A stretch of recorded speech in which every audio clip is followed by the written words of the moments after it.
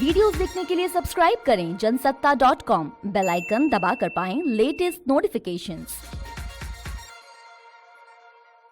नमस्कार, स्वागत है आपका जनसत्ता पर। मैं हूं आपके साथ अंशिका सारडा।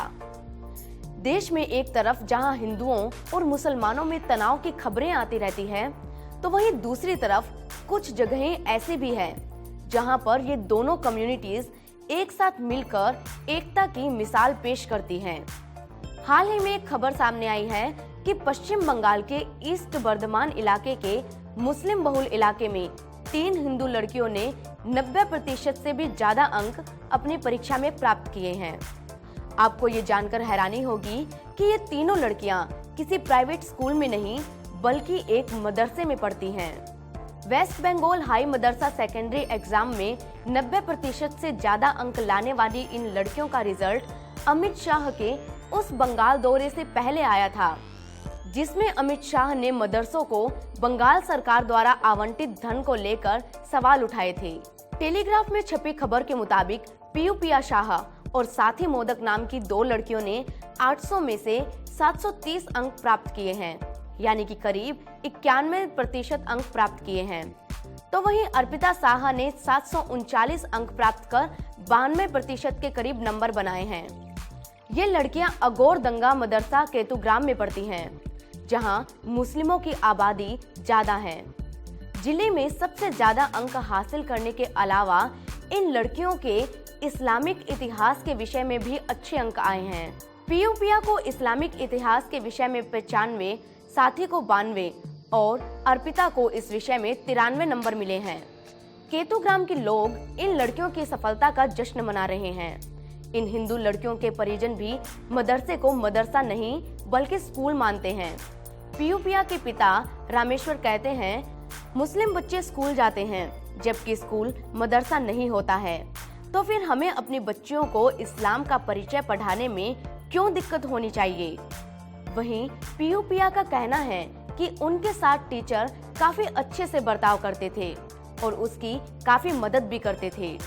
इसके अलावा अर्पिता ने बताया कि वो हिंदू रीति रिवाजों को लेकर पहले से ही काफी जागरूक है, लेकिन अब वह अन्य धर्म के बारे में भी जानना चाहती है। मदरसे में पढ़ने के कारण उसे इस्लाम के बारे में काफी कुछ नई चीजें सीखने को मिली। ये पढ़ाई बिल्कुल भी बोझ की तरह नहीं लगती। पीयू पिया और साथी दोनों ही सिविल सर्विसेज में जाना चाहती है, जबकि अर्पिता नर्स बनना चाहती है। केतुग्राम पश्चिम बंगाल के बीरभूम में अजय नदी के किनारे बसा हुआ है। यहाँ तकरीबन 47% मुस्लिम आबादी है।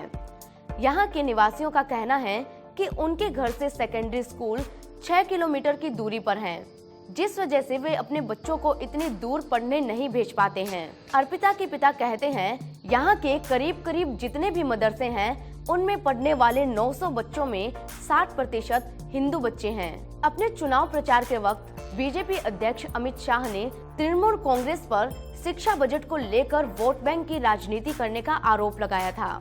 अमित शाह ने कहा था, ममता दीदी ने मदरसों के लिए 4000 करोड़ का बजट आवंटित किया है, हमें उससे कोई दिक्कत नहीं, लेकिन उच्च शिक्षा के लिए आवंटित बजट 4000 करोड़ से कम है। 2011 की जनगणना के मुताबिक बंगाल में साक्षरता की दर 76.26% है। वहीं दूर दराज के गाँव में ये दर 68% है। बंगाल के अल्पसंख्यक मामलों के अधिकारी बताते हैं कि बंगाल सरकार मदरसों पर सालाना 250 करोड़ रुपए खर्च करती है। साल 2019-20 के लिए जो शिक्षा बजट था, उसमें सरकार ने 3000 करोड़ का बजट आवंटित किया था। ऐसे में सिर्फ मदरसों के लिए 4000 करोड़ का शिक्षा बजट आवंटित करने का सवाल ही पैदा नहीं होता।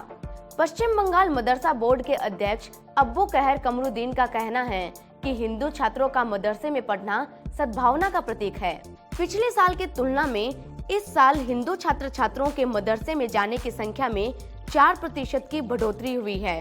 मदरसे में हिंदू बच्चियों के अव्वल आने की ये कहानी बताती है कि मन में अगर प्यार बनाकर रखा जाए और साथ ही आपसी सहयोग भी हो, तो झगड़े का कोई सवाल ही पैदा नहीं होता।